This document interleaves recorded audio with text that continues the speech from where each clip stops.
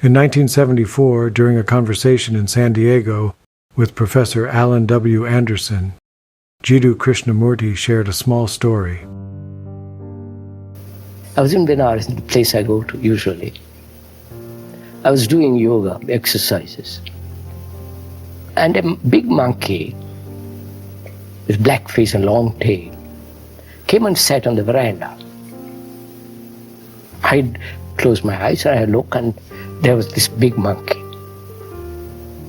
He looked at me and I looked at her. The big monkeys are powerful things. And it stretched out its hand. So I walked up and held her hand. Held it. And it was rough, but very, very supple. Extraordinarily supple, but rough. And we looked at each other. And it wanted to come into the room.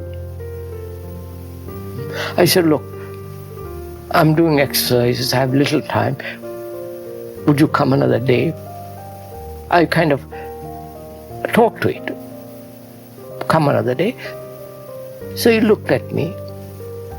And I withdrew, went back.